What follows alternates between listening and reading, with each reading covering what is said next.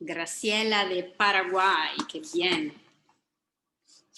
I saw also some sisters from Africa, Cameroon, I saw somewhere. So, welcome, bienvenue. Même si nous n'avons pas le français aujourd'hui. All the microphones are muted, but we will give the flow later during the workshop.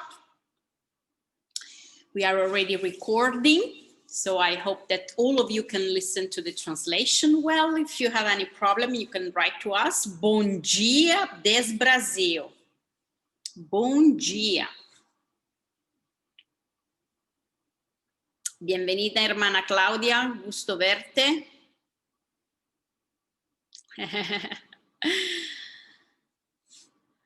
Julia, do you think we can start? We are very English, precise, okay? Greetings from Slovakia, wonderful. Desde Roma, well, también nosotras estamos en Roma. Okay, I think we can start. Welcome everybody. I'm Patrizia Morgante, the USG Communication Officer, and this is the third webinar that we have been leading in the last months about communication for women religious. And in October, we talked about TikTok, one of the latest social media, and in November, we talk about digital discernment, and today it will be a workshop, not a webinar actually, because today we will give you very good tools to be able to speak publicly and to deal efficiently through an interview with a journalist, or when you have to give an interview. So Julia is an expert on that. I will introduce her later on, and she will help us through these 2 hours with her talk, but also with concrete case studies and examples. I think we'll also have a role playing, right, Julia? Okay. I just want to highlight the theme that Pope Francis chose for next year for the World Day for Social Communication 2021.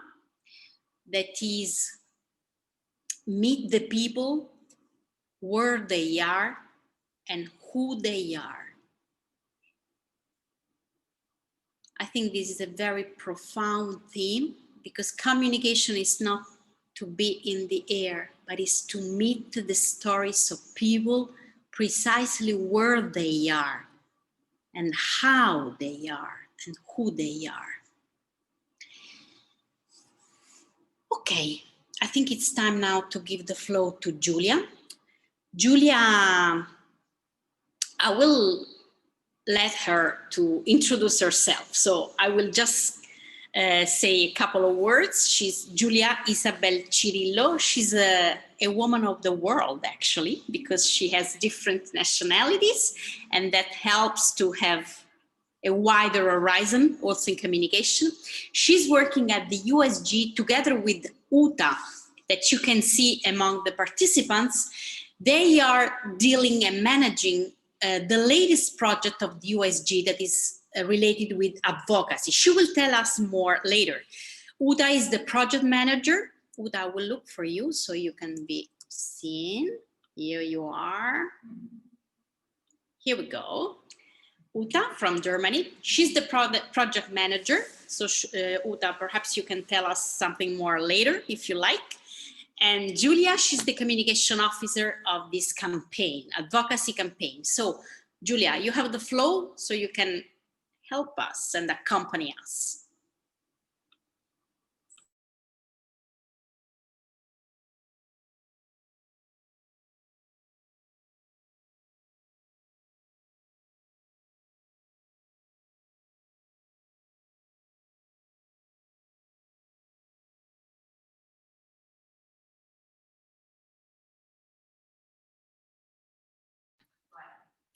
Hi, Patrizia. Thank you so much for that introduction.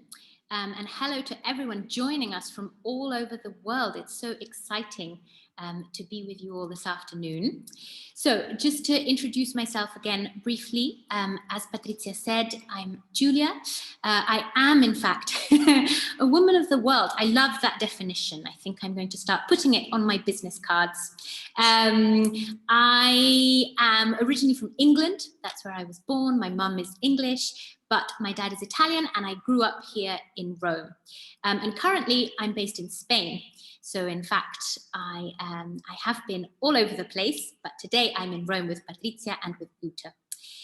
I am the Communications and Advocacy Officer at UISG, as Patrizia said, and I'm working with Uta on the new UISG advocacy project, which I will talk about in more detail in just a moment. So I think I will go ahead and start our presentation. I will share my screen to do that. Hopefully you can all see my screen now. There we go. Today's session is on public speaking and the media. And my presentation specifically will be about how to speak in the public arena and to journalists.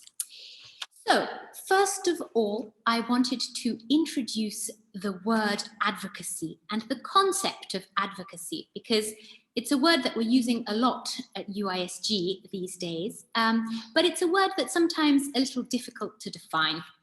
So I wanted to start with that definition. What is advocacy?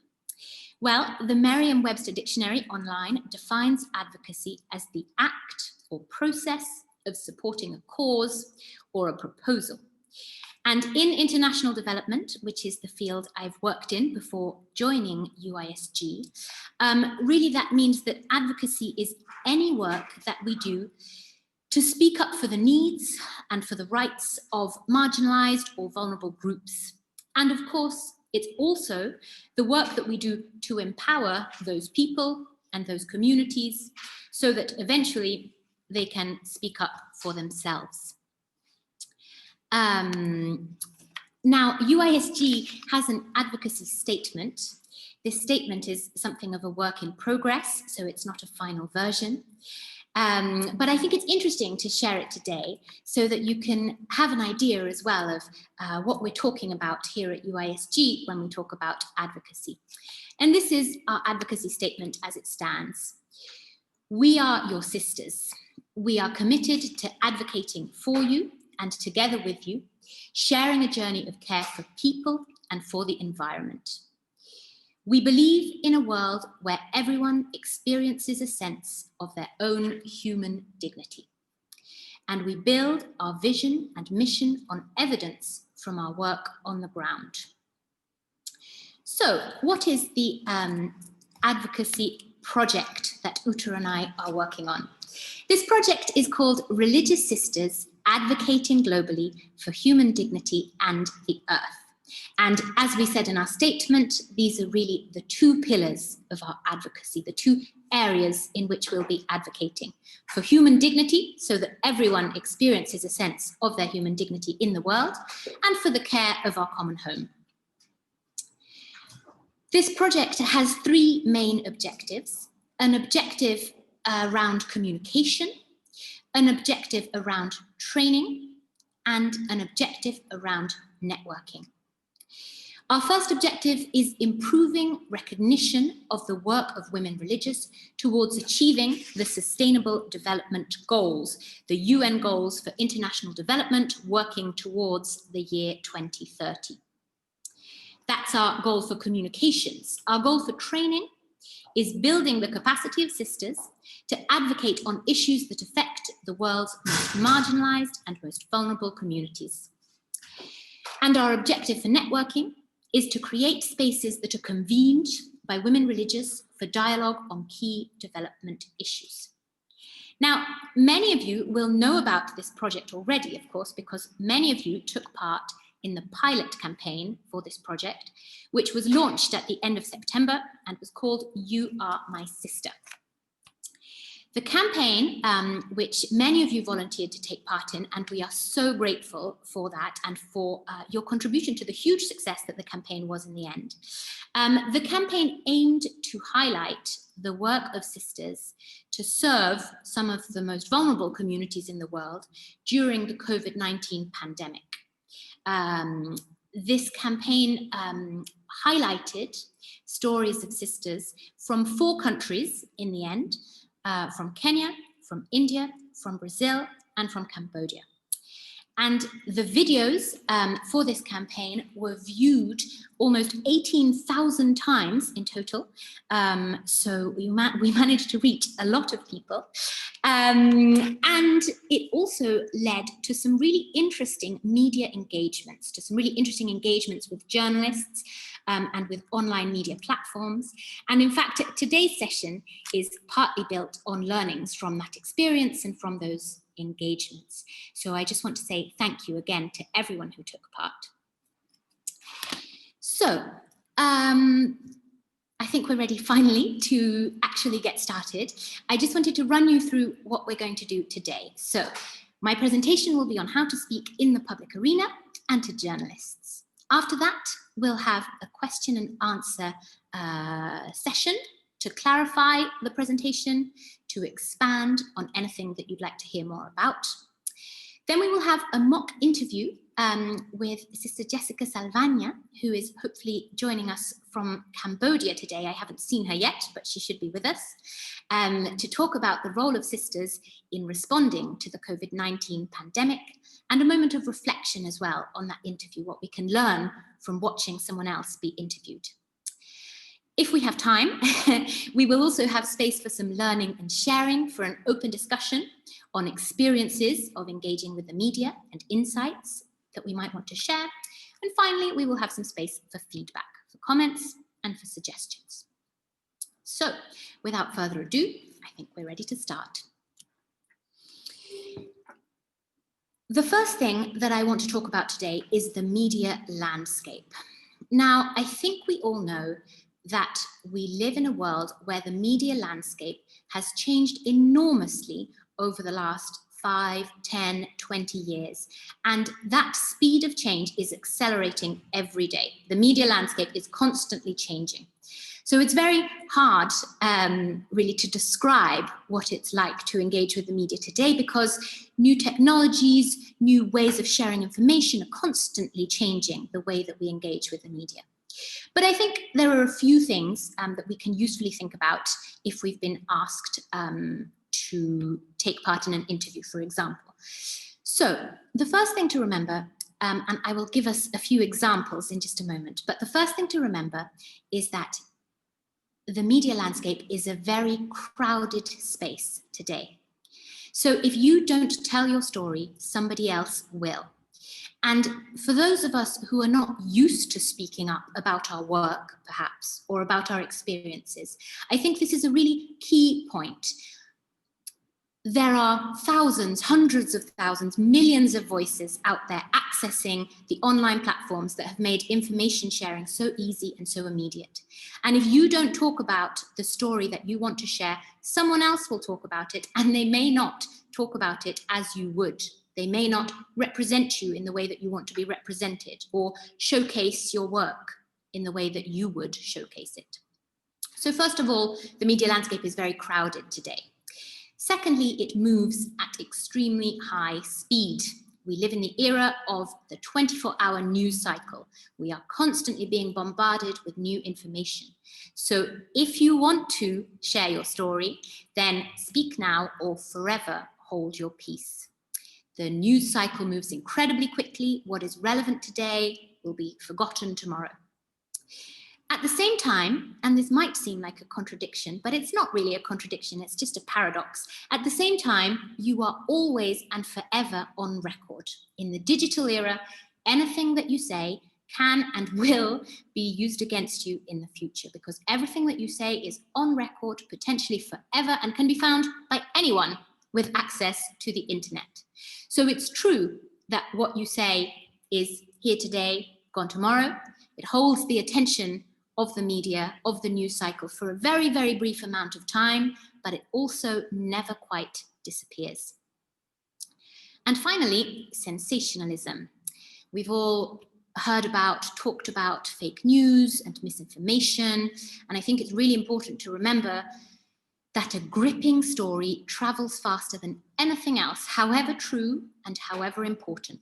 And that's something that really has never been more relevant today and more relevant this year when we think about all the misinformation around the pandemic than it ever has been before. So a few examples. In August 2019, a man called Matthew Harris tweeted, "EasyJet beats Ryanair to have backless seats." And his tweet shows a photo of a woman sitting on an airplane seat with no back. He has hashtagged, so he is also speaking to the International Air Transport Association and the EU Aviation Safety Agency. And he says, "This is flight 2021 Luton to Geneva. How can this be allowed?" And again, he hashtags Geneva Airport, the EasyJet press account on Twitter, and EasyJet themselves. Now, EasyJet responded to this immediately, saying, "Hi, Matthew. Thanks for bringing this to our attention. Before we can investigate this, could I ask you to remove the photograph and then direct message us more information regarding this so we can best assist you?" From someone called Ross.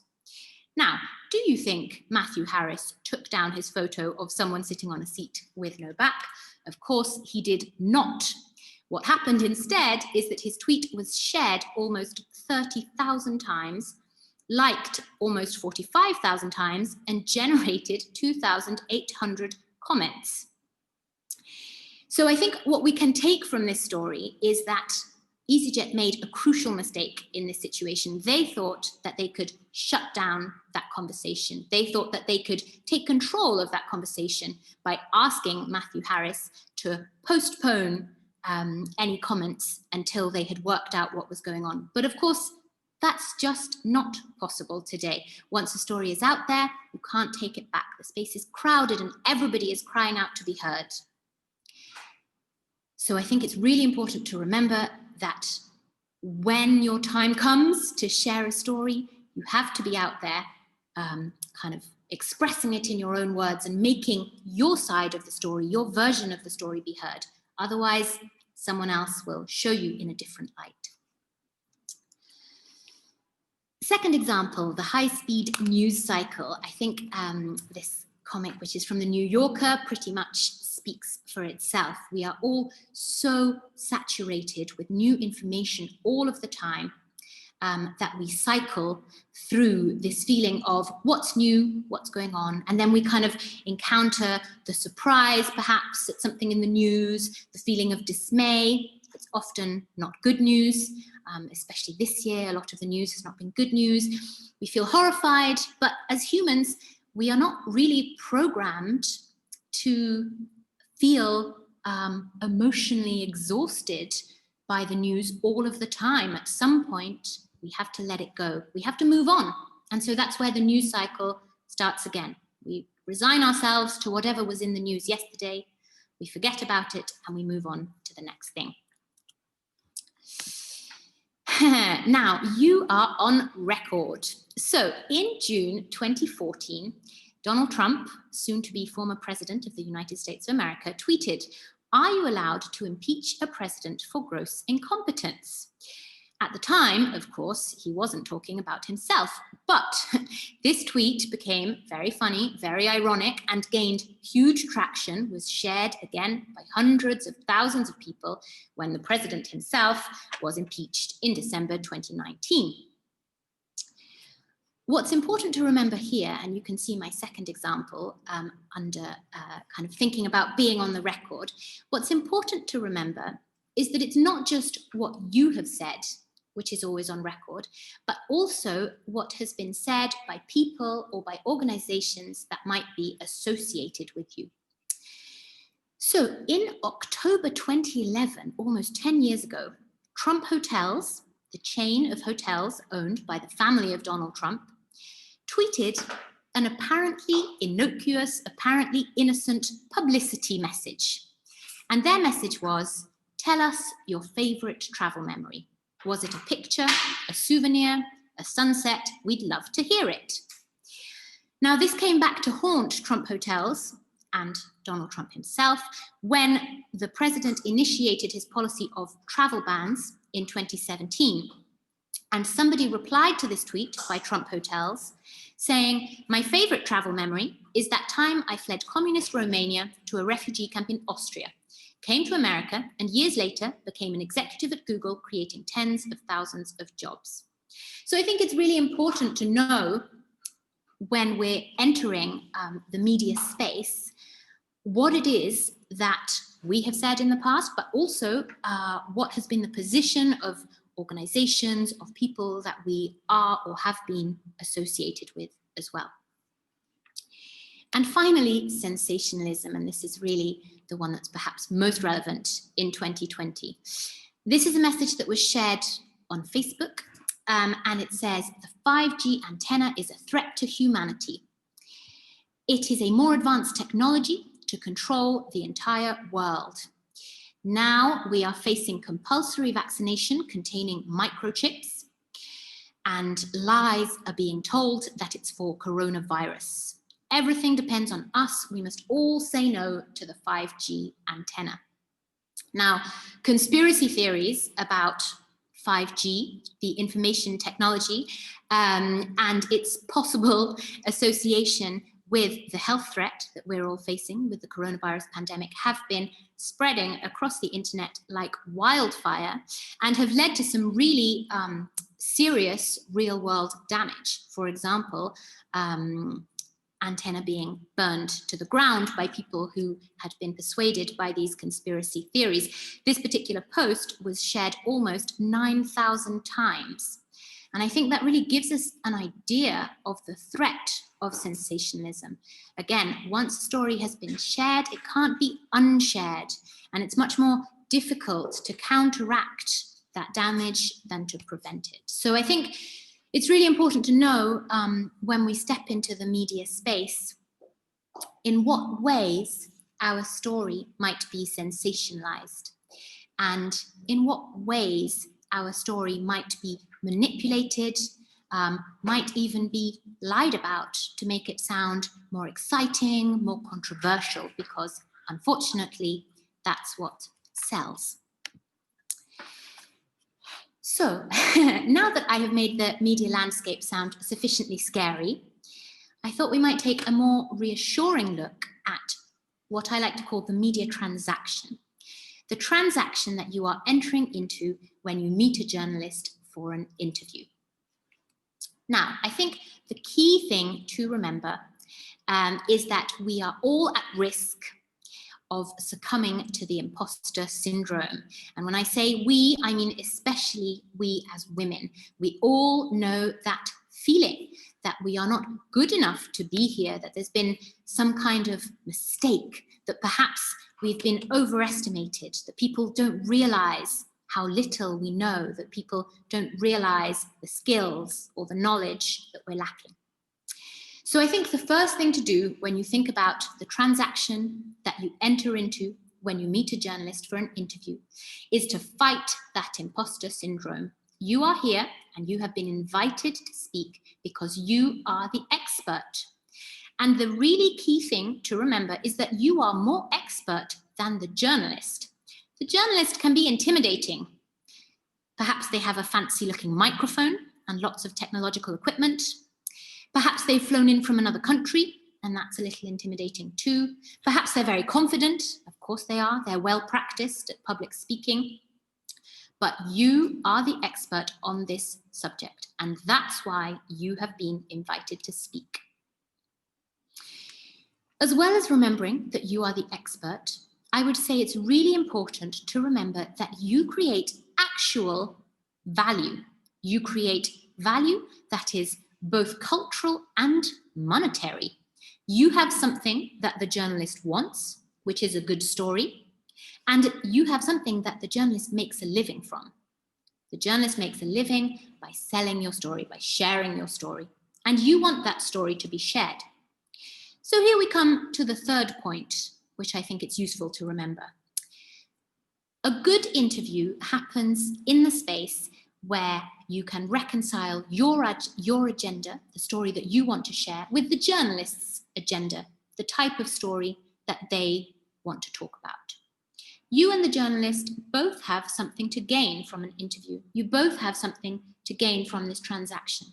So the key thing is to find out where your interests align and how this can be of mutual benefit to you both. Now, I think it is important at this point to clarify that, of course, in an ideal world, the journalist as well would be approaching your interview as an opportunity to find mutual benefit. Unfortunately, that's not always the case. You may be faced with someone who is only out to pursue their own agenda, someone who is really ready to manipulate you and your story and perhaps your beneficiaries, the people that you have put them in contact with, to further their own agenda. So it is good to be aware that there can be manipulation involved where a journalist is perhaps not willing to meet you halfway, not willing to find that shared space. But I do think that it's really key to be positive about this transaction going into it, to be cautious but optimistic, to know that this is something that can be good for everyone involved. So, before the interview, something that I think is crucial before any interview, as you start preparing for that interview, is thinking about what you bring that is special. Now, at UISG and as part of our new advocacy project, we've done quite a lot of work around establishing what it is that sisters as a whole bring to the international development space, what it is that Catholic sisters bring that is unique. And we've come up with 3 things that we think are our really unique selling points. But of course, your congregation might have things that they bring that are unique. You as an individual with your experience, with your knowledge, you might have unique things to bring to the table as well. For us at UISG, what we've established is that sisters bring presence.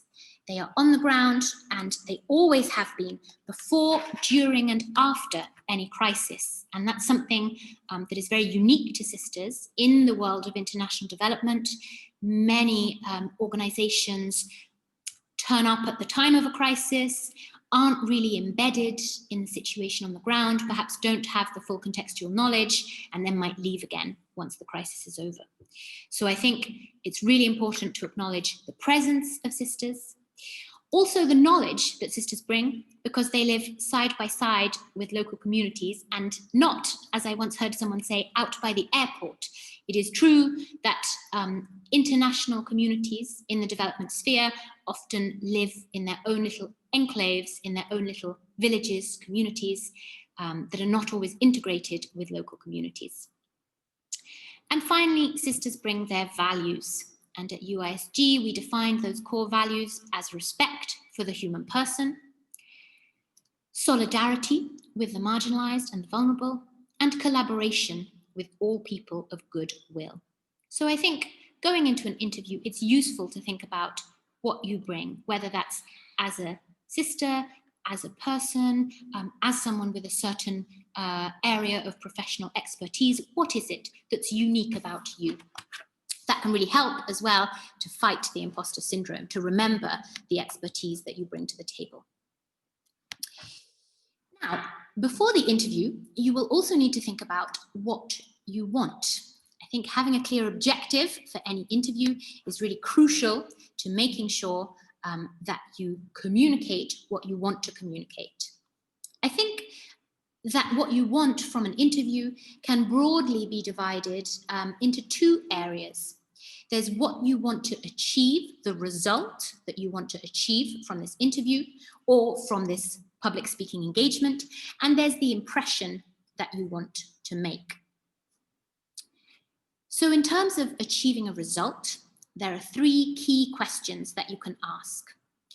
First of all, who do you want to reach? And I think this is a particularly important question in an interview with a journalist, because it's easy to focus on the journalist himself or herself as the person that you want to impress, the person that you want to communicate with. But of course, the journalist is really just a vessel. They're a mouthpiece for your story. The person or the people that you want to reach are somewhere behind that journalist. Your audience is a group of people that it's really useful to define. Are you trying to reach public opinion? Are you trying to reach other organizations working in your field? Are you trying to reach a particular decision maker, a particular group of funders who might support your project financially? Who do you want to reach? Who is your audience behind the microphone? Question number 2, what do you want that audience to know? You have knowledge to impart, you have expertise. So what are the 1 or 2 or maximum 3 key things that you want to share with this audience that you're trying to reach? What do you want them to learn? Because all communication in some form is, of course, education. All communication is teaching. I really, truly believe in some way. So what do you want to share? What do you want to teach? And number 3, what do you want your audience to do? Because particularly in our line of work, often what you're really trying to get to is a call to action. So you want to reach a certain audience, connect with them, you want to impart information, and you have a call to action. You want your audience to respond in some way, whether that's donate money, support your campaign online, get in touch, whatever it is that you want people to do. Now, aside from the result that you want to achieve, it's also useful to think about what kind of impression you want to make. So the first key question is, how do you want to come across? How would you want people to describe you after listening to or watching your interview? What 1 or 2 or 3 key adjectives would you like people to take away when thinking about the way that you've come across, the way that you have communicated? Number 2, what do you need to remember? And this is very important in preparation for an interview. What are the facts, the figures, or the examples that you need to know, that you need to have at your fingertips? What are the names of the people involved, the organizations that you want to talk about? Being factually accurate is so, so important in an interview. So I think making a good impression is also very much about having that knowledge and having it organized in a way that you can easily access. And we'll talk a bit more about this later on. And finally, I think it's also really important when preparing to make a good impression to think about what you want to avoid. Difficult questions can come up in any interview. So reflecting on what those questions might be and preparing to avoid them, to step past them, round them, over them, is a really, really useful skill. And we'll come to that later on. We'll look at some techniques, one specific technique, which I find really useful when dealing with difficult questions. So here I have an example that I wanted to share with you for how you might answer all these questions. This is an example taken from preparation for interviews that Sister Pat Murray, who is the Executive Secretary here at UISG, as many of you will know. This example is taken from preparation for some of the interviews that she did around the campaign, You Are My Sister. So the question that we asked ourselves before those interviews was, who do you want to reach? Who did we want to reach? Who was the audience for our campaign and therefore for the interviews that we did as follow-up? We wanted to reach global, non-governmental and intergovernmental organizations, both lay and religious. And what did we want our audience to know? Well, we had 2 key messages. Our first key messages was that representing over 650,000 sisters, the UISG network is one of the largest providers of direct community support in the world, in areas including health, care for children, and poverty relief. And of course, this was a really important key message for us because so many organizations and people working in the development space outside of the religious arena might not know this. So this was our first piece of key information. And our second key message was that sisters are uniquely placed to address the most pressing issues affecting people in poor communities due to the COVID-19 pandemic. So what did we want our audience to do with this information? What was our call to action? It was very simple. The call to action was listen to us. It's vital that sisters have a place at the table in the post-COVID development dialogue on key issues such as human trafficking, hunger, and health, because otherwise more people will suffer. This was the result that we wanted to achieve. But what was the impression that we wanted to make as well? Well, we asked our three questions. How did we want to come across? We wanted to come across as connected. And this was really speaking to our first key message. We wanted the international development community to realize the extent of the UISG network. So we really wanted to make it clear the extent of those connections reaching around the world, and the connections between sisters working in all sorts of different countries in all sorts of different fields. We wanted to come across as knowledgeable, because our second key message was that sisters are uniquely placed to understand the challenges affecting communities during the pandemic. So we really wanted to make sure that we were backing up that claim with the knowledge, with the information that we needed. And finally, in relation to our call to action, we wanted to come across as collaborative. Because if our call to action was listen to us, we want a place at the table, we should have, we deserve a place at the table, then of course a key component of how we wanted to come across was eager to collaborate, ready to work with others, keen to participate, to work with all people of goodwill. What did we need to remember? Well, I won't go through these one by one, but some of the key facts and figures that Sister Pat took into her interviews were the number of Catholic sisters working to combat human trafficking, the number of survivors of human trafficking who are safer as a result of the work of sisters, the number of people who went hungry in 2019, and the estimated number of additional people likely to go hungry in 2020 due to the pandemic.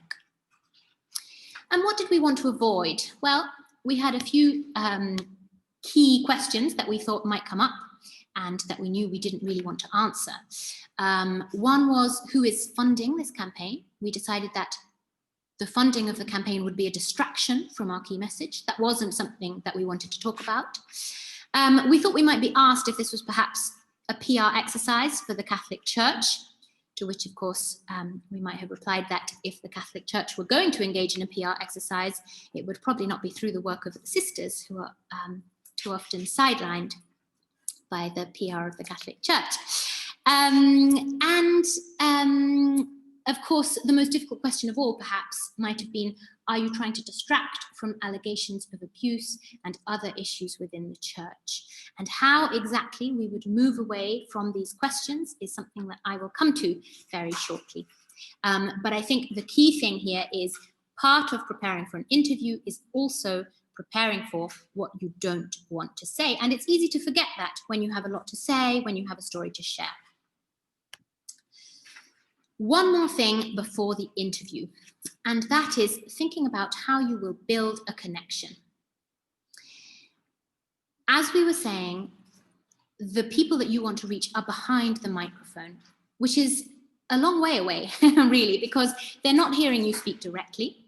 You're not able to engage them face to face. So how are you going to build a connection across that distance? I have three key ideas around this, three ways that I like to think about building a connection with someone that I can't see, that I can't speak to right now, but who will be listening to what I'm saying.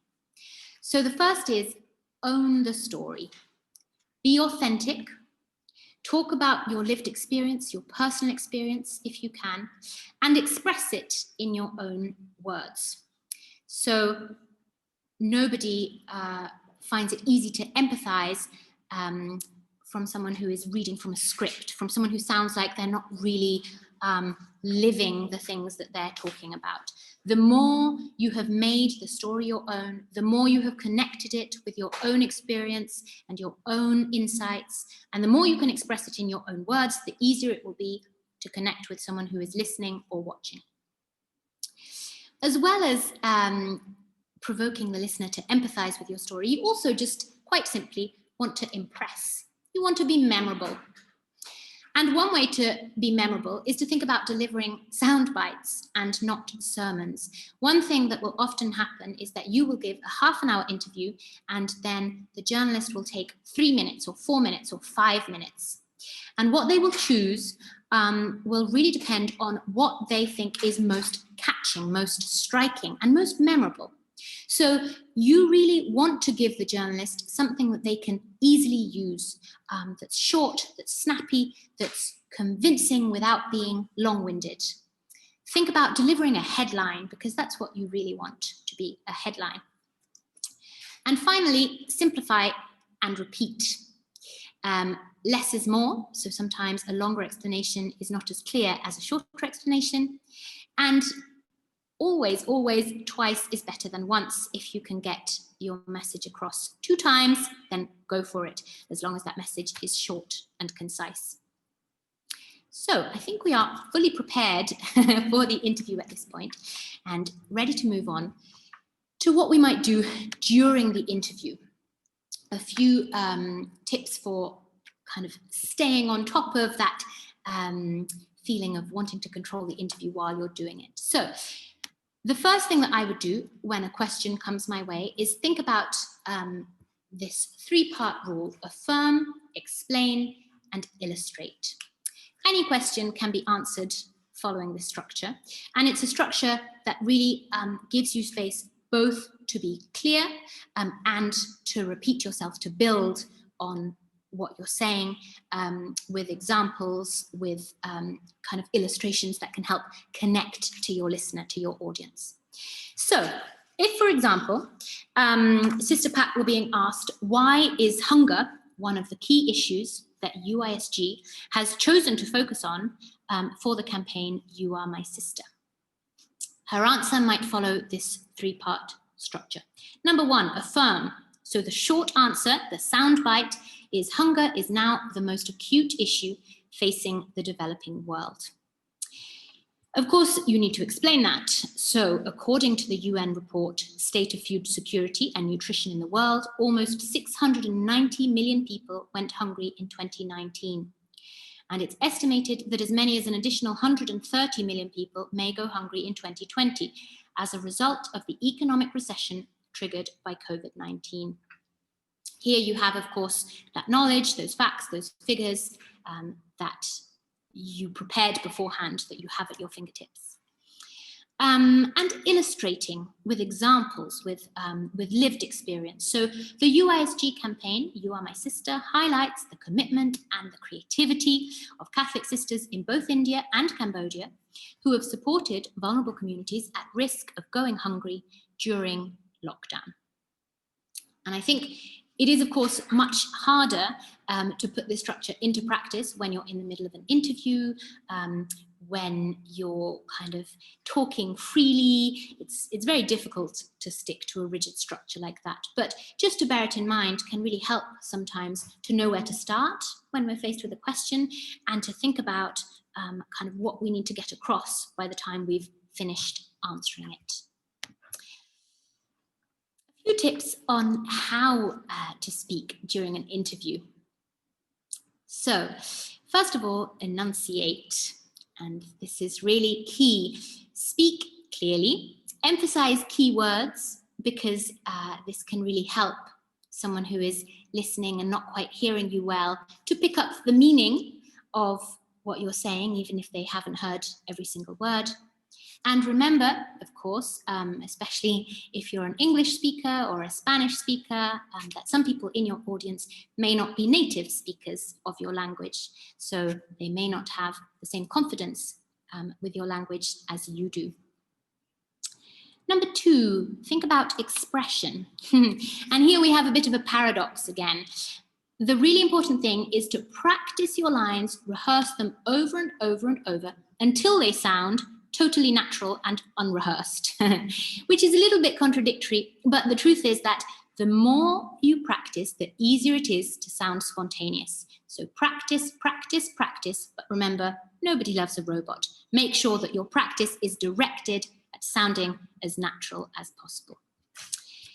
Project, and this is something that we can all do well to remember and that we can all forget sometimes, but it's good to bring yourself back to it if you're in an interview feeling nervous, struggling a little to make yourself understood. It's better to be too loud than too quiet. So if in doubt, speak up. And finally, relax, which is another one which is much easier said than done. I'm fascinated personally by the research around body language. So we all know that the way that we feel, our mood, can influence our body language. But what I find really intriguing is that recent research has shown that conversely, our body language can retroactively influence our mood. And this is something that really changed my way of approaching public speaking when I learned about it. So when we feel, for example, confident, when we feel successful, when we feel like something is going well, there are certain gestures that come spontaneous to all of us. And one of them is this, raising your arms, opening your arms, holding your palms up to the sky, that typical, winner of a race gesture that we've all done at some point. What's really interesting about this is that it's a type of body language that comes from animals. Primates do it too, so it's very deeply embedded. And it's something that is not learned by watching other people do it. It turns out the research shows that people who are born blind do this as well. So it's something that is really a reaction of your body to a certain mood, to a certain state of being, to a certain chemical, hormonal reaction that is going on when you feel confident, successful. You naturally tend to make yourself bigger. Now, research has shown that you can trick your body by playing this game the other way around. So if you adopt the body language of someone who is feeling confident, of someone who is feeling like something has just gone really well, you can actually trigger your body to release some of the hormones that make you feel good, that make you feel successful. So if you go and stand in the bathroom for 2 minutes before your interview and adopt your power pose, open your arms up to the sky, lift your chest, do that deep breathing, that smiling, all those things that would come naturally if you were really feeling confident, you can actually trick yourself. You can fake it until you feel it. You can pretend that your body feels a certain way, adopt the body language that you would be using if you did feel that way, and actually help to make yourself feel a little bit calmer, a little bit more confident. So all of this is to say that the research is fascinating and I highly recommend looking it up, but also that a really important thing in interviews is to think about the body language that you have slipped into, perhaps subconsciously, that clenching of the fists, perhaps you've crossed your legs, which is something we all do, or crossed your arms around yourself, perhaps your breathing is a bit faster than normal. All of those things not only don't look good on camera, not only don't make you sound as good in an interview, but also if you consciously combat them, if you unclench your fists, uncross your legs, sit a bit more comfortable, you can really trick yourself into feeling a little bit better. I highly recommend it. Now, during the interview, you might be faced with difficult questions. And finally, we have arrived at the technique for moving away from tricky questions that we don't want to answer. So this is also a 3-part technique. Part 1, acknowledge the question. It doesn't look good, it doesn't sound good to ignore a question completely, to pretend that you haven't heard it. So acknowledge in some way that the question has been asked would be the first thing to do. Number 2, change direction. And this is really, when I say change direction, I mean have some words or phrases in mind that you can use to confidently and calmly move on to something else. And number 3, return to your key message. Don't forget that you are there to share the story that you want to share, to communicate what you want to communicate, to get your message across. So acknowledge the question, change direction as smoothly as possible, and return to your key message. And I find it really helpful just to have some examples of that written down in front of me. So you might say, I can't comment on that, acknowledging that the question has been asked, but what you should know, changing direction, is that our work currently focuses on something else. Or perhaps, I can't speak to what the Vatican has said, but the key thing to remember is that we at UISG, for example, you might be asked to comment on something that someone else has said, on something else that has happened, but you have every right to bring it back to yourself, to what you are qualified to talk about. And that brings me to my final example as well. It is totally fine to state that you are not the right person to answer a certain question. So you might say, I'm not the best person, I'm not best placed to answer that question. What I do know is that we're here today to talk about blah, blah, blah. And it sounds simple, it's hard to remember to do it, and it's even harder to do it confidently.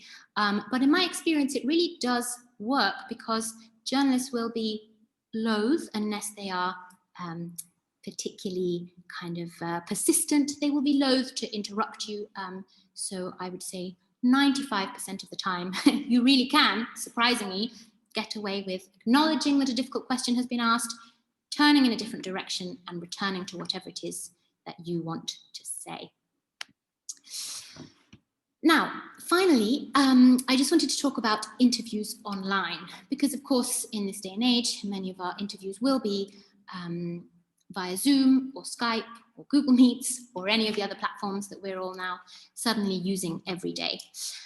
So there's a few key things, just technical, simple things to remember, which can really help to facilitate an interview online, and also help you to feel more confident when you know you've got those things under control. So one is to avoid interruption. We've all seen the videos of people being interviewed on television when suddenly their babies burst into the room, or their dogs, or someone else who didn't realize an interview was going on and was wearing their pajamas. So avoid that interruption. Find somewhere quiet, where there's not too much background noise, and somewhere where ideally you won't be disturbed. If you have to put a do not disturb notice on your door, then do it. Find somewhere with good lighting if you can. So make sure that your face is clearly visible. A classic is to sit in front of a window, which is of course very nice for you with the light coming in behind you, but can mean that your face is almost completely in the dark. So find somewhere where your face is visible, and if possible, evenly illuminated. Another mistake that people make is, for example, at nighttime, sitting next to a lamp that perfectly illuminates one side of their face and leaves the other side completely in the dark, which looks a little bit monstrous and Halloween-y. Make eye contact. Now, this sounds very basic. It's very hard to do. I find it harder to do online than I do in person, because in person, we naturally tend to interact with other people by making that eye contact. So of course, when we're speaking to each other through a screen, it becomes harder to do, but it becomes therefore all the more important, because you really are trying to bridge that gap. You don't have that sense of being in a room with somebody else. And when you're trying to forge that connection, as we talked about just now, it's really, really important to make contact.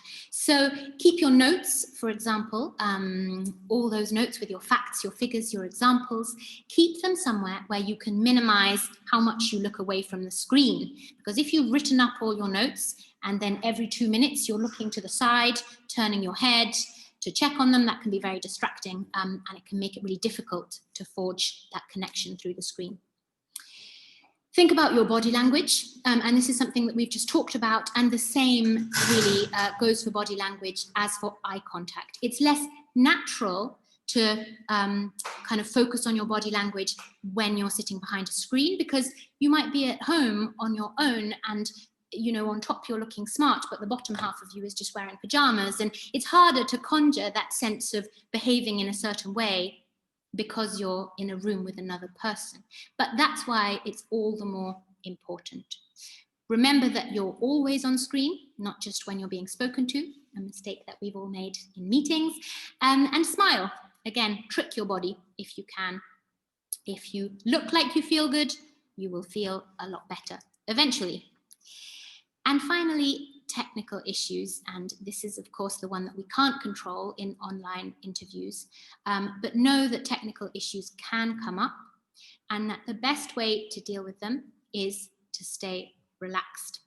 So prepare for your interview, rehearse it over and over until it sounds natural and spontaneous, and then if you can, relax, because the best way to get through technical difficulties is just to take a deep breath and wait for them to be sorted out. We are now at the end of our presentation, so I am going to thank you all for your attention and pass the microphone back to Patrizia, who will be moderating our question and answer session. Wow, thank you, Julia. Was really precise. As I had told you, that this webinar would have been more a workshop, because advocacy has to do with mission, with your mission. You as a sisters have a lot of stories that you can tell, but you have to learn how to do it in this world where there are a flood of data, information. So how we can make the difference with our voice? And the sisters do not speak just on their behalf. They speak on behalf of the people who suffer, who cannot reach this level of visibility. But you have to learn how to do it. You have to learn how to give a good interview. And Julia is helping us with so many information that I would keep 1 minute of silence for our interpreters to take a break, but also for us to try to listen to ourselves. If we have comments, we have some specific questions, because then we have a second part. And before that, we'll also have a very short survey that you can do online. Okay, 1 minute of silence and rest. You can also write questions or comments in the chat, and Julia will try to answer, to give us some feedbacks. Thank you all.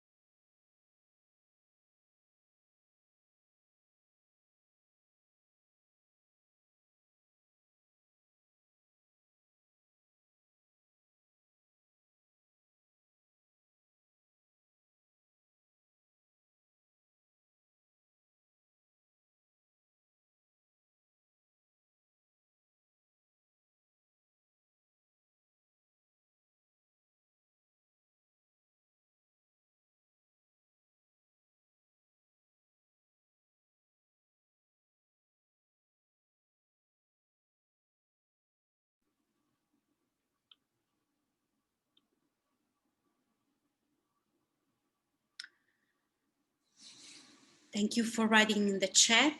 I know that some people had to leave, so do not worry about that, because you will find the recordings in the 4 languages, and also Julia's PowerPoint will be available for you, but at the moment it's just available in English.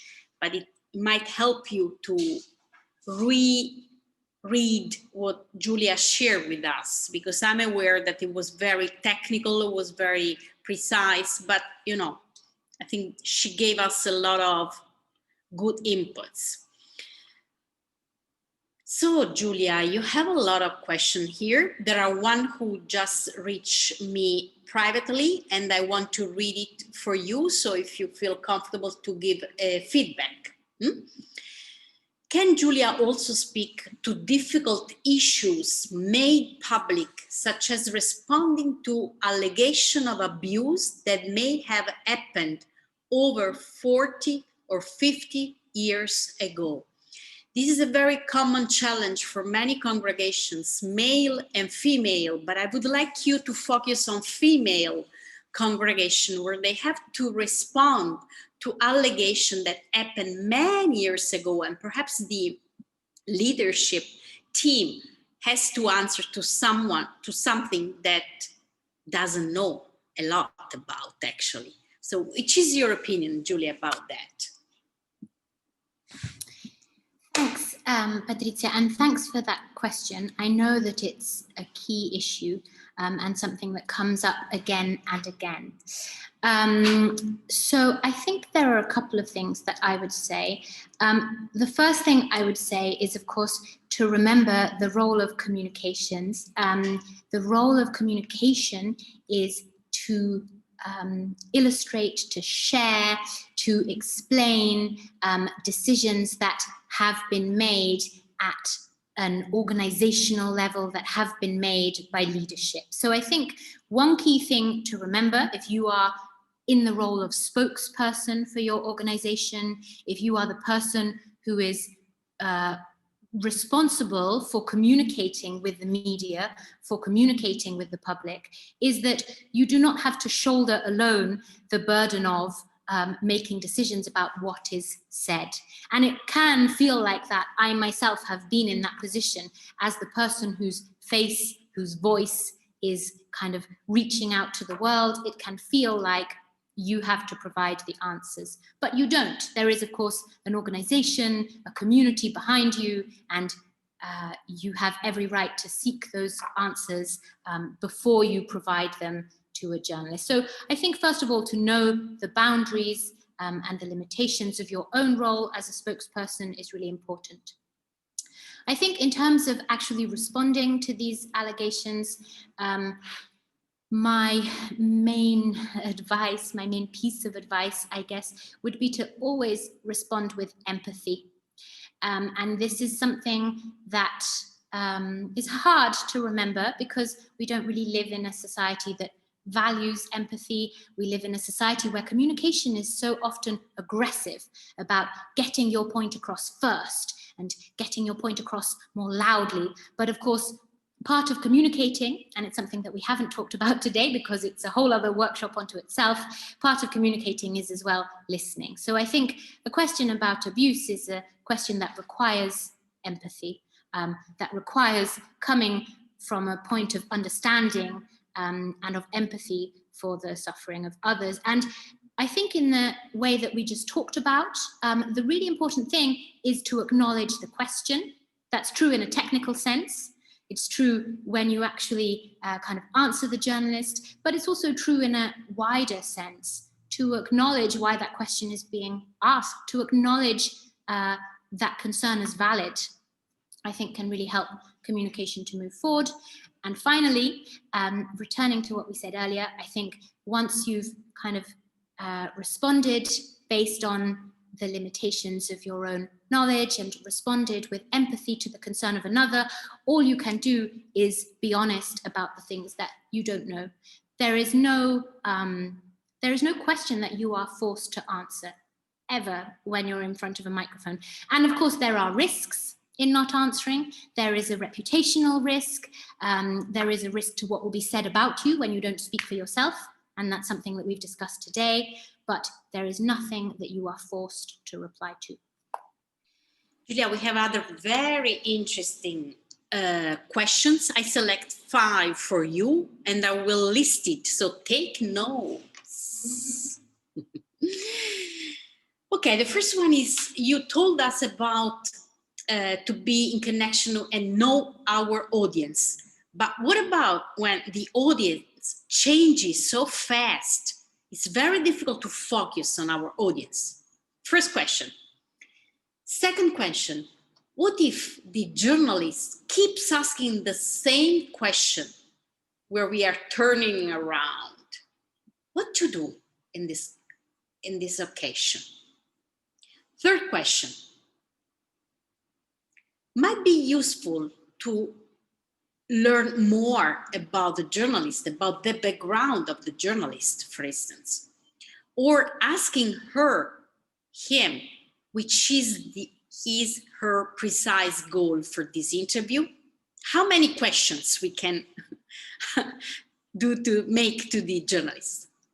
Fourth question.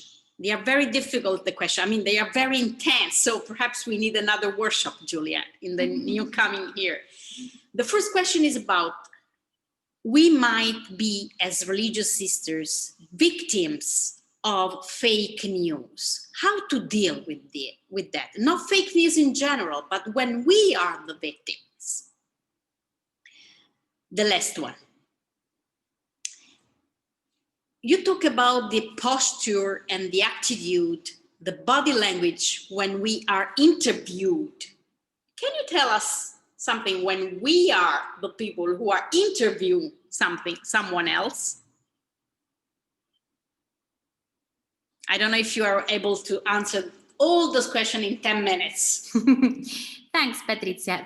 And thank you to everyone who's contributed those questions, because they're really excellent and so interesting, so much to think about. So I'm not going to answer in the same order. I hope that's okay. I'm going to answer the ones where answers immediately came to mind. Number one, so is it useful to research the journalists that you're going to meet? And can you ask them lots of questions? How much can you ask them about the number of questions they want to ask, their objective for the interview? I think the answer is yes, absolutely. Research the person that you're going to meet. It can be useful to know their background. It can be useful to know what they're interested in, what sort of stories they like to produce. That's all very useful information. I think the one thing to be aware of is that you can get distracted by researching the journalist. You can end up moving too far, perhaps, towards them and too far away from yourself and the core of what you want, what you need, what you are there to achieve. So I think as long as you can balance those two things, absolutely, do your research, get that background knowledge, because it can only be useful. And how many questions can you ask? As many as you want. Journalists themselves know that there is nothing you have to answer if you don't want to. So if they don't want to tell you something, they won't. But don't have any qualms, any fears about asking. As I say, at the same time, balance that with knowing that in the end, if you go into the room feeling confident, knowing what you want, feeling relaxed, you're much likelier to enjoy the interview than if you go in full of knowledge, full of expertise about the journalist and their background, and feeling extremely nervous. So that would be my first answer. Second question, what to do if a journalist insists and insists and will not stop asking about that one thing that they really want you to say? My advice here would be, think of journalists as small children. You know, when a child really, really wants something and there's no way that you can say, no, you can't have that. The only thing you can do is offer something else that's shiny. My advice would be, if you are being asked the same question over and over, faced with someone who will not take no for an answer, think about that space of mutual benefit that you're trying to reach. What can you offer instead? It's a negotiation in some way. This thing that they really want is not on the table for you. You're not qualified to answer that question. You don't want to answer that question. It's distracting for your audience. So what can you offer instead? What can you give that's new, that's exciting, that maybe you weren't planning on sharing? I think a really important thing in that situation is to resist the temptation to feel antagonized and antagonistic. The journalist is not insisting in any way that's personal. They're just doing their job. So it's useful, helpful, relaxing, not to take it personally, but to just remember that they need something. And if you can't offer what they have in mind to fulfill that need, then perhaps you can offer something else. Diffuse that tension if you can, because it will be better for everyone. Next question, body language. And what about our body language when we're the interviewers? I think you can ask a lot of the same questions if you're an interviewer as if you're an interviewee. So I think you can ask the same questions about how you want to be perceived. Are you trying to put the other person at ease? Are you trying to make them feel a little bit intimidated because you know they're a tough cookie and you're going to have to kind of make sure that they know who's boss? What is the effect that you're trying to have on someone when you're interviewing them? What do you think will be the best way to get the answers that you want? Again, you can apply all the same rules. So think about what you want from that encounter, what you want that person to say, what you can bring to them, what questions you can offer them that will give them the chance to talk about what they want to say. And all of the same rules apply to body language as well.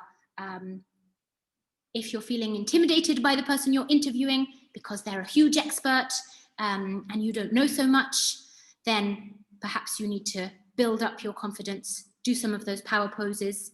But at the same time, of course, you want to go into the room or the virtual room. You want to go into that space, making the other person feel comfortable, feel relaxed. So how can you do that? How can you be confident but not intimidating? Those are the questions that I would be asking. What to do when your audience constantly changes in a world where who consumes our information and how they consume it is constantly developing, constantly changing. This is a question that I think is open-ended. Nobody has the magic formula for kind of staying up to speed with the way our audiences change.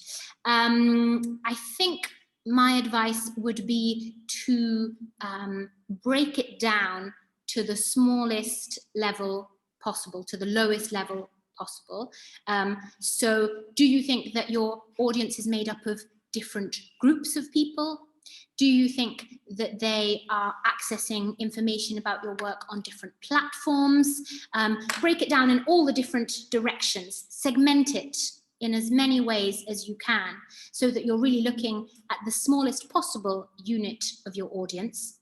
And then, of course, you might have 10 of those. By the time you've broken it down to sisters on Twitter and donors on Facebook, and by the time you've broken it down to all of those subgroups, how they follow your work, what kind of information they're interested in, you might have several different audiences, really, rather than just one.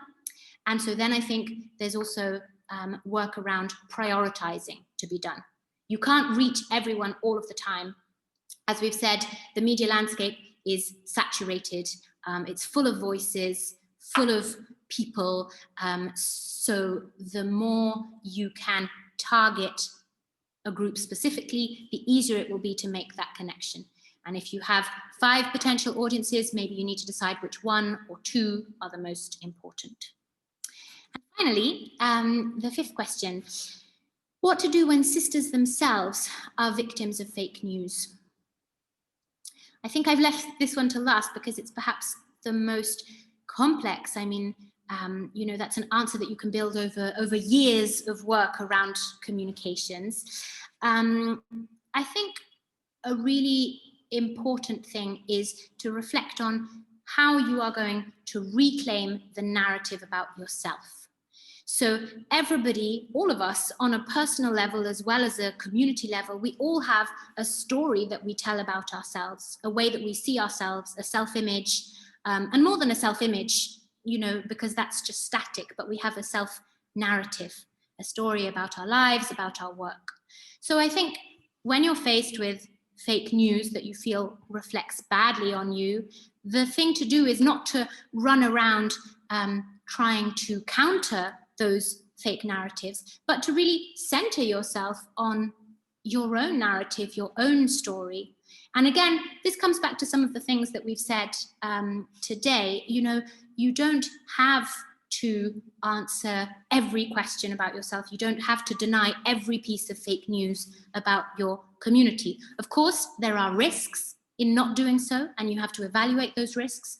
But ultimately, when faced with that barrage of information, the best thing you can do is be clear about yourself. If you know where you come from, if you know the story you want to tell, then it becomes much easier to share that narrative with the world. And fake news, well, the consumers of fake news, much like journalists, are also small children. If you offer something interesting about yourself, something shiny, exciting, new, unexpected, as an alternative narrative, that can often be much better than straight up denial, to offer something instead, rather than just saying no. Thank you very much, Julia. You were very informing. I want just to add one element, according with my experience, to the fifth question, that sometimes the fake news comes from a lack of good information on our part. It means that we do not consider communication and good relationship with press as part of our mission. So this gap of information might be filling with fake news or information that are not completed. So we have a sort of a good responsibility here, because we have the voice, we have to tell our voice everywhere. I'm also aware that for the sisters or for the congregation who have a communication team or a communication office, is much easier to deal with these conflicts and problems. For the leadership teams or for the sisters who do not have a professional to deal with, it's much more difficult. So this is why we push congregations to appoint, to nominate a person in charge of communication, because you can help help each other. Julia, I have other 3 fast questions. I will tell the questions, but while you think, I would like to give the floor to Sister Lalama. She's online from India, and she's one of the sisters who participate in the project You Are My Sister. And she commented online, Julia, that if she had participated to this workshop before her interview, she would have dealt with her interview much better. So this is a message for us. So I will tell you the 3 questions, and then I will try to give the floor to Sister Lalama. Sister Lalama is, she can unmute her microphone when she wants to speak. So she will be on board right now. Here she is. Just a second, Sister Lalama. I will tell the questions to Julia so she can get prepared. So Julia, the first new question is, once I'm interviewed by a journalist, and then the journalist will write an article to be published, am I correct to ask to review the article before publishing? Second question, but I don't know, this is very general.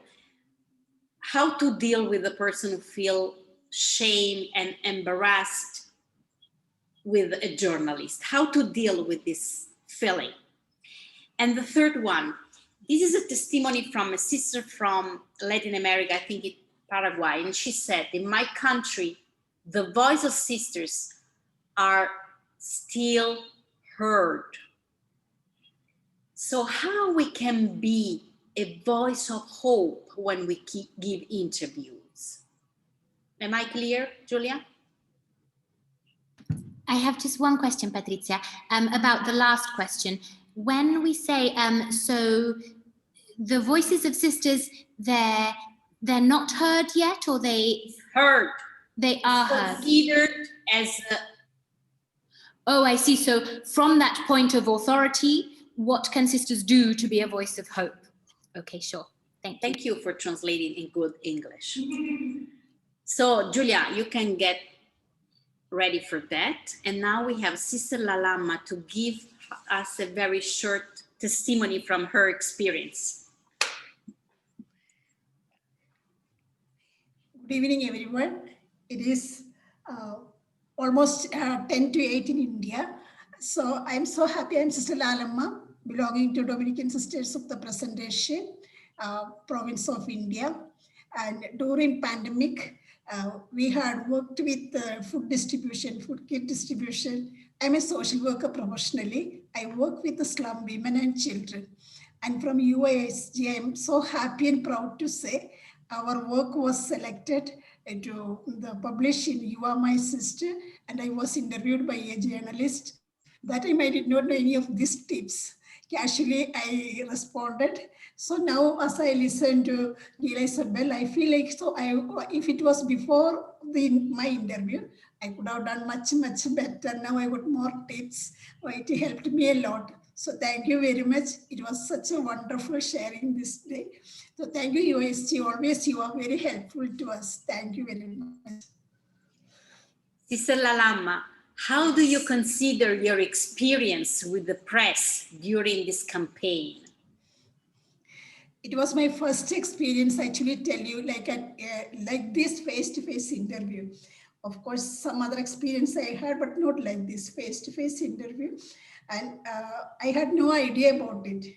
She had given me some, told me, well, this will be some questions she had told me. So I wrote down like one big essay. I wrote down answers.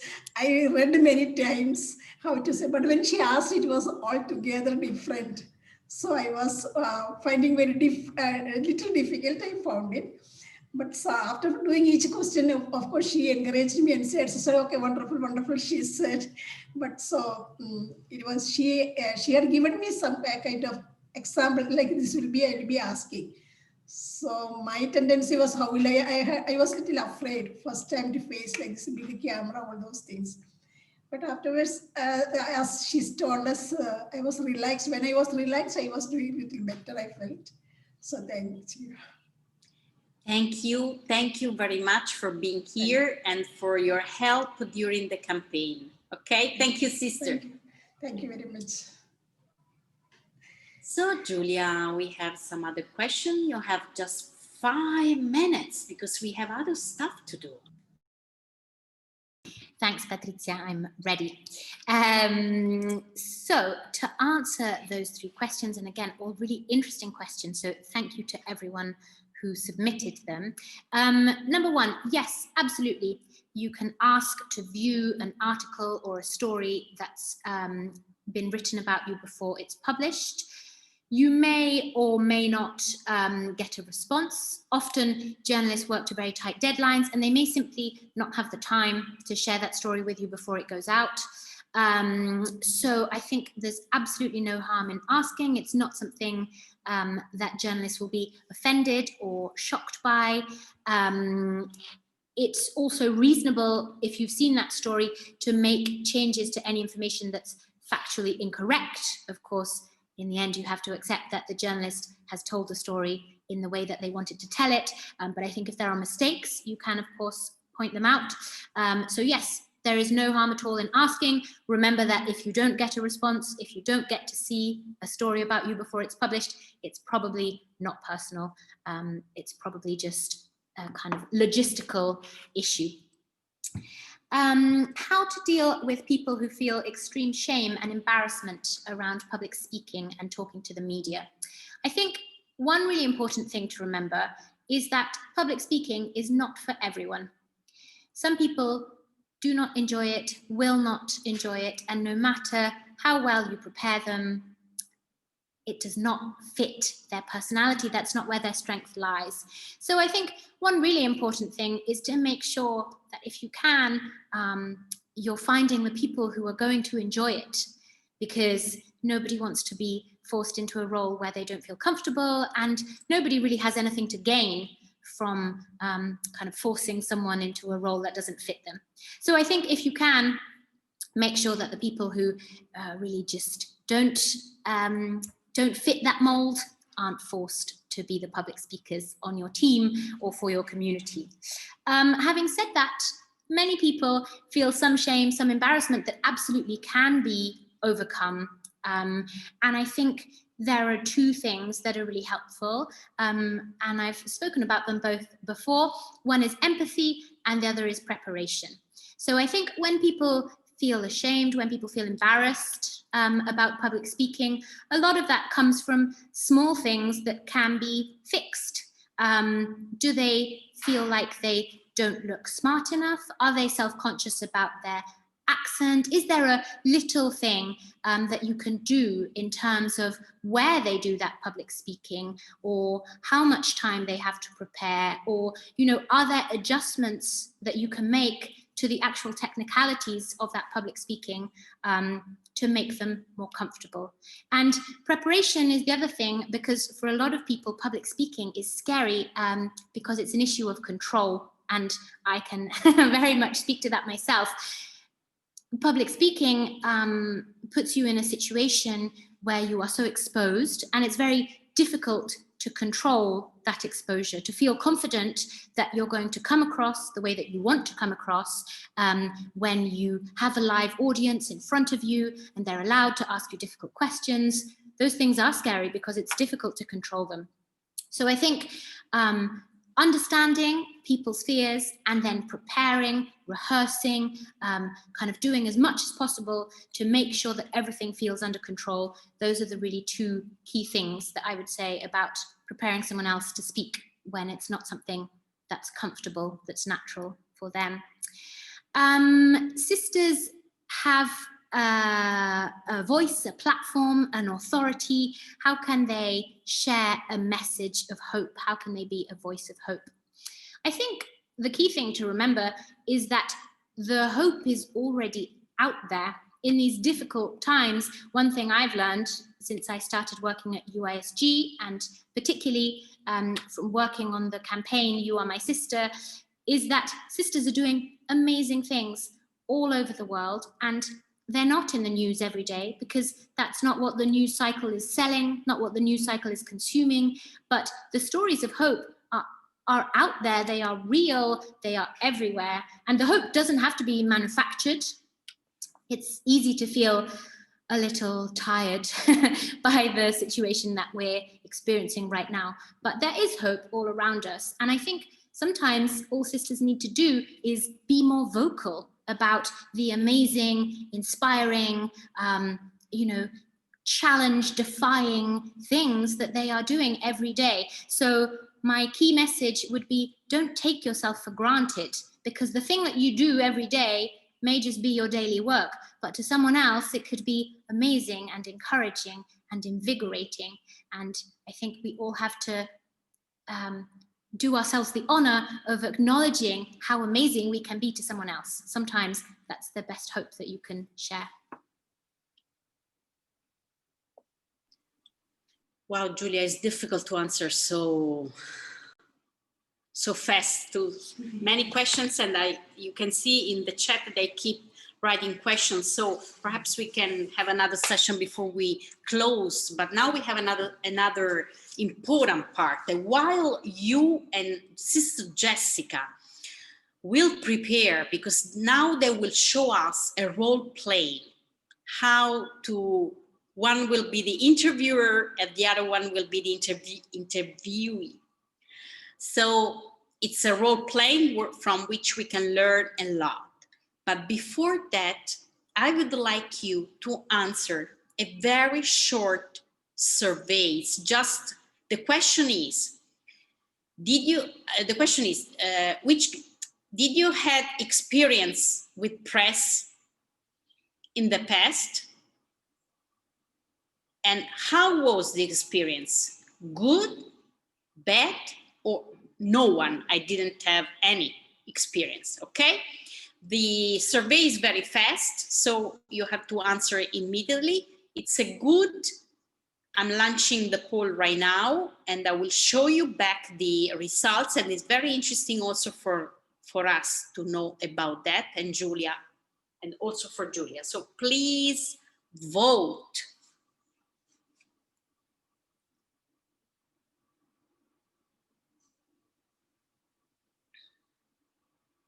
If you don't see, if the survey doesn't come up, down below, you should have something like polling, and click there and it comes up.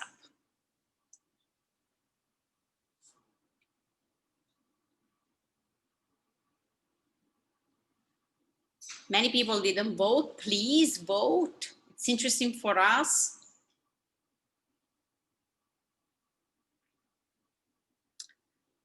Who shared the results?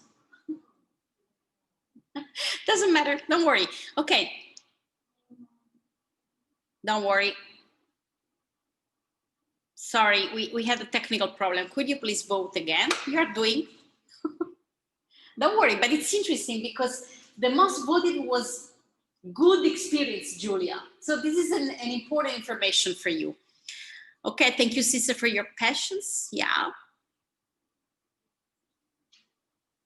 Okay. So there are just a few saying that was a bad experience. We had a lot of good experience and some who didn't have experience. Okay, Julia, so it's good.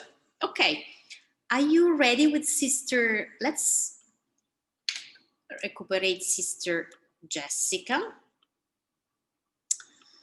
We spotlight her.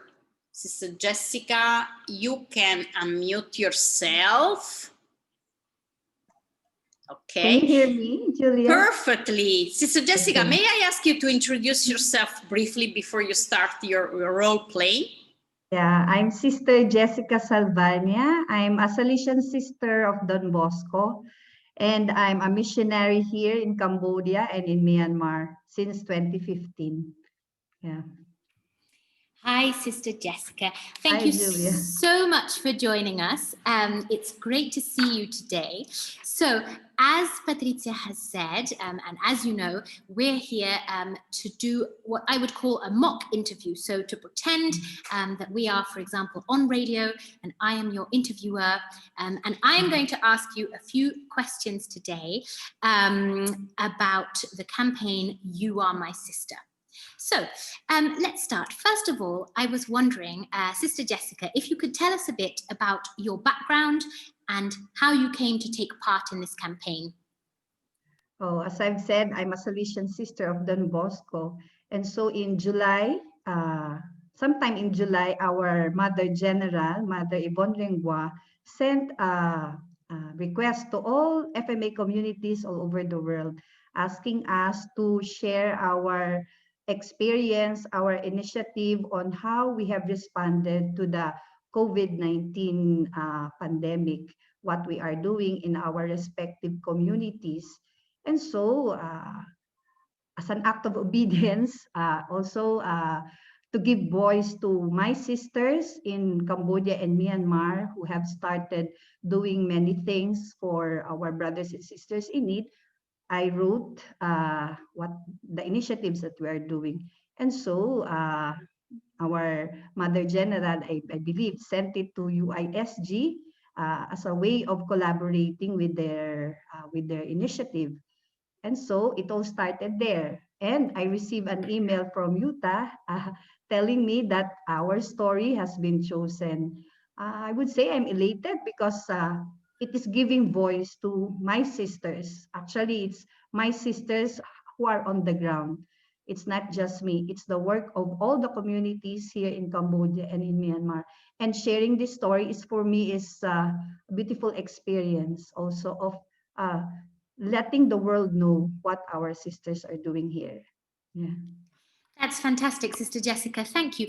And for those who haven't seen the campaign, can you tell us a bit about how the work of your congregation has changed since the start of the pandemic? What's new? What's different? I would like to bring up out two changes that are happening. I think aside from the work, it's more of also our life as religious sisters.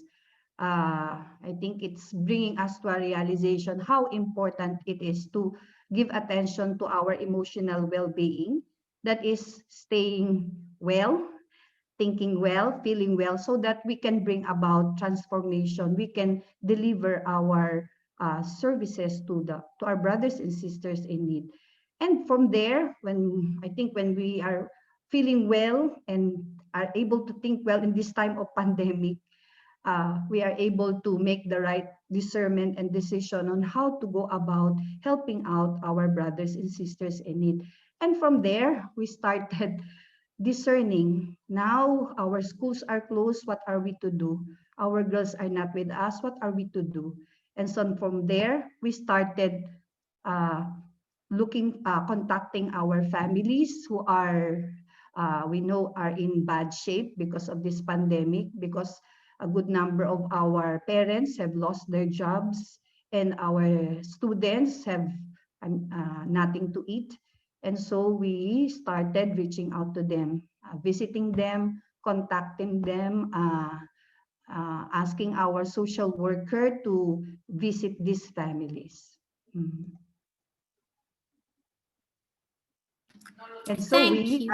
I would also say, Mhm. Julia, that it challenged us to be resilient, to be flexible, because we can no longer work as we wanted to. Our mission, more or less at this moment, is being modified, no? So that we can continue reaching out to our poor children and young people. Mhm. You. And so, as you were saying, your mission is changing, your work is changing. So, what would you say that your congregation is able to bring to the communities that you serve that no one else can? Because in this time of great change, it's also hard to always feel like you have a hold on what makes you special, what makes you unique, what do you bring that nobody else brings? I think it's our presence, the presence of being with them, being in their midst, bringing hope to them. And I think that is the way to build up the community which we have adopted through our humanitarian work. It's not just bringing food to them. I think more than that, it's the presence. No, they feel that, oh, they are here. We are Buddhists, and yet here they are, these Catholic nuns in our midst. And for me, it's a beautiful way of evangelizing also. Maybe we don't need to preach them explicitly that we are here to teach you about Jesus, who is love, God who takes care of you, but our mere presence, bringing, we ourselves are the ones bringing the food supplies, the packed meals to the families. That for me is already a very different experience from the other organizations, because we are not simply distributing food, but it's the presence that counts a lot for these people. And the people themselves have realized that we are bringing more and more the essentials, the things that they need, but at the same time, it's the care, the concern, the love that we sisters are showing to these people, especially because they are Buddhist. In the two communities that we have adopted, no one is Catholic. And we have continued our contacts with these families. It was not just a one-shot deal. I would say we never imagined that we would continue up until now. We visit these communities, and I would say we have established that kind of friendship, that kind of relationship, which is not simply that we are visiting them, that we are guests to them or bringing them goods, but every time we go there now, the people are welcoming us with joy on their faces. I think it's really heartwarming to see them whenever we would go there and they are smiling at us, they are more friendlier compared to before. Yeah. Thank you for that testimony. And I have one final question. So 2020 has been a very tough year, although it's obviously brought you a lot of joy as well. What are your main concerns for the year ahead? Your main preoccupations going into 2021? And what would be your appeal to the international community? What would be your appeal to someone who can support you? I have two main concerns. The first one is that of addressing the issue of sustainability of helping the people who are going hungry, because we have seen it with our very own eyes. The main concern now is how to put food at table. Whenever we would go to these communities, we would hear, "Sister, we are not afraid to get COVID because we will not die because of COVID. We will die because of hunger." And that's why we as a religious community here, we are committing ourselves to continue as much as we can to provide for these people, for these families, so that at least they will have something at their table. The second concern issue that I have is education, because more and more, since we are in the field of education, more and more, many children are not able to access to education, because some of them, for example, here in Phnom Penh, some they had to quit school because they have to help their parents to earn money. They have to go to Thailand to work. And therefore, there's also the danger of human trafficking for these young girls or children. And so for us, it's a main concern to bring back our children, our young people to school so that they can continue. And for us, education is a very important way to bring about change in the lives of these children. And so if given the opportunity to bring this voice to the international community, what I would really request from the international leaders is that the collaborative efforts among leaders in different sectors to address these pressing issues of hunger and education. Thank you very much, Sister Jessica. Thank you so much, for your time and for your inspirational words as well. So I think what we're going to do now, Patricia can correct me if I'm wrong. Hi, Patricia. Is talk about Sister Jessica. I think perhaps you can mute your microphone if that's okay. I can hear some echo on the line now. No, it's So I think what we're going to do now is take a moment to reflect on that interview. I noted some points where Sister Jessica really followed a lot of the tips, a lot of the advice that we talked about earlier today. So I thought that was a fantastic example, Sister Jessica, thank you, of some of the things that you can really do well in an interview. But before I share some of the things that I noted, I'm quickly going to share my presentation again, because I have a few questions that I want to put to the audience. So these are my questions. What did you take from this interview? Did you think that the key messages were clear? What were its key messages? Was there anything that you wanted to hear more about or didn't fully understand? And were there any points that build on or inform what we've learned today? Sorry, I was speaking way too quickly. So I'm going to leave those questions up for a minute, and perhaps you can give us any feedback on that interview in the chat, any thoughts about how it spoke to what we've learned today.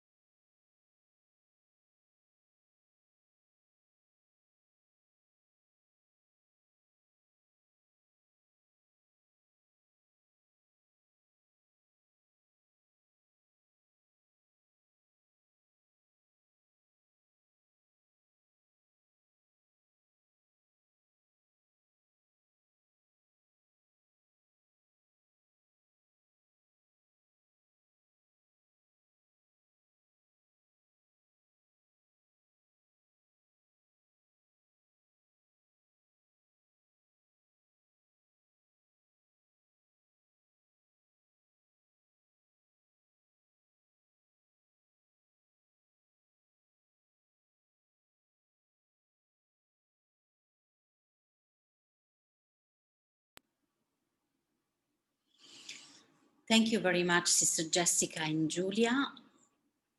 It was very interesting to observe from outside. Thank you also for the comments and the questions that keep arriving. I tell you again that we will publish on our website. I'm not sure we can do it before Christmas, but we will publish on our website the recording and also Julia's PowerPoint. So you can keep reading and reflecting and also sharing with your sisters. We have some minutes before we go to close this workshop. And Julia, I think we have to already plan another one to go more in depth and to perhaps play, with some role playing or case studies we can discuss and work together. So we have to think for next year. I would like you now, I will give the opportunity to the participants to speak if you want. You can unmute your microphone and comment and share the comment with us. I invite you first to tell the language so our interpreters can prepare themselves. If you have some comments about what you have observed during this interview, according with also the questions that Julia. Here we go. Isabel will speak in Spanish, so I hope our interpreters can adapt. Isabel. Sí, me encantó. I loved the interview with Jessica, but can we not turn it around? There were two aspects that are key that we already saw. We are going to starve. We're not going to die from COVID, but we're going to die from hunger. The second aspect is how, based on a Catholic confession, are we assisting a Buddhist community? I don't know whether she could have turned the question around to emphasize that. Thank you, Isabel. Very comment that is right on point. Give us some more feedback before we close, but I don't know if there are other comments that you would like to share. Just unmute your microphone.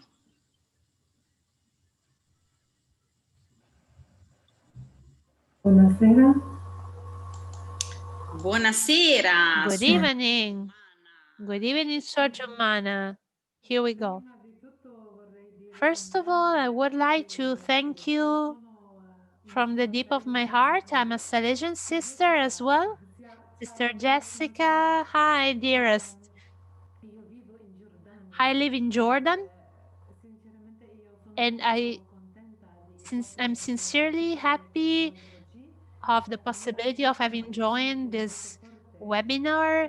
This presence was very strong for me, and I would like to say that in the future that we could organize more sessions to be constantly updated on how to follow this stream, this real stream of news. Because, for example, I in Jordan have been organizing new plans for adults with archbishops of the Middle East for the general public. And this section helped me a lot on how to have some key points to improve my mission. So thank you so much, and God bless you all. Thanks you, Julia. You've been fantastic. Thank you very much. Thank you, and a great you to your whole community in Jordan. Thank you. I think we have time just for one more live comment, and then there are others who are arriving by chat. So one more. Also in Portuguese.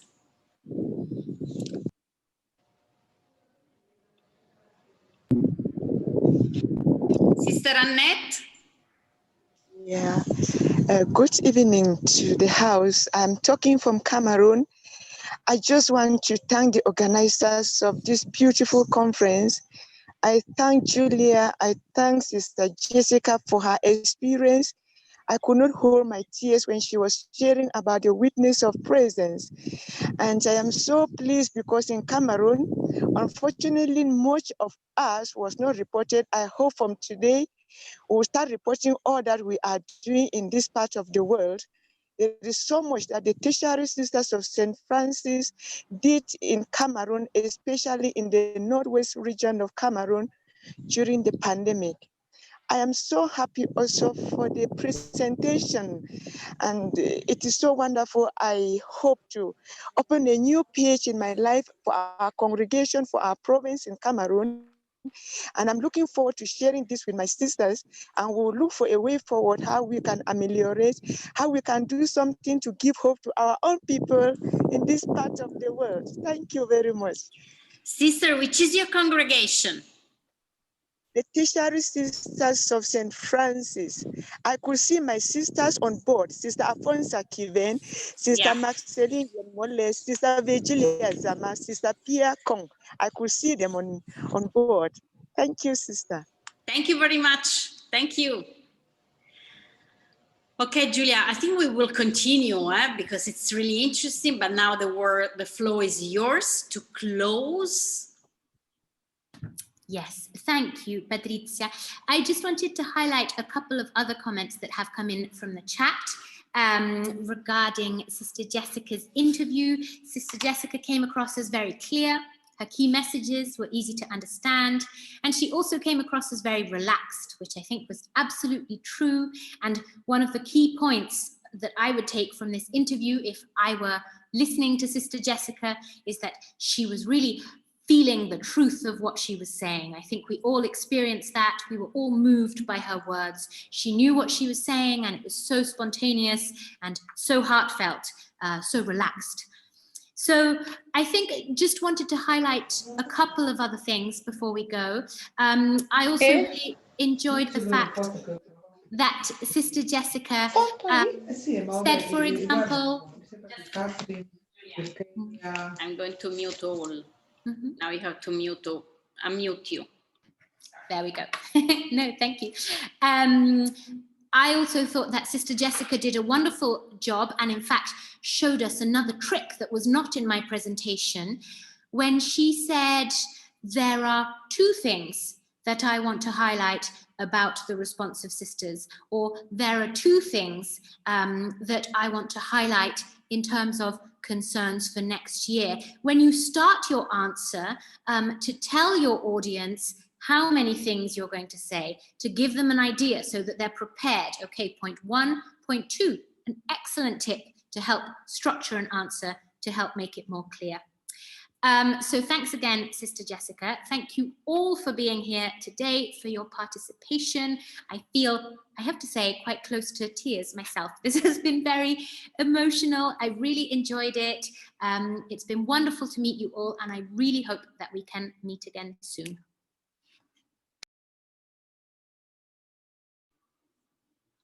Thank you very much, Julia. Thank you for everything. I know that you prepared this workshop for many days because I know that you're very professional and precise. So start thinking for the new year. And I invite the participants to write to us about their requests. What would they like us to go more in depth? And now it's also Uta on board. Uta, just a final question for you. Which is the biggest challenge in your work in this advocacy project? Not just in terms of communication, in general. In general, hello everybody, I'm very pleased to be here. An excellent presentation, Julia, I'm so impressed. In general, the biggest problem that we're facing at the moment is to reach as many sisters as possible and reach out about this project that we're doing, and especially about advocacy. The the first part that Julia explained was to say this project is about advocacy and how to lift, how to raise the voices of sisters in the world, how to amplify them. And I want to invite you all to be in touch with us.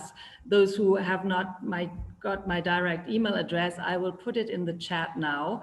And please write that down, be in touch. You can ask Patricia if you have her contact details. We just want to hear from all of you. And I think this was a fantastic occasion to also meet some of you already. Now you know my face and I know your faces. And so in the future, it will be much easier to talk to each other. Thanks. And I'm not good at speaking slowly like Julia is. All the best.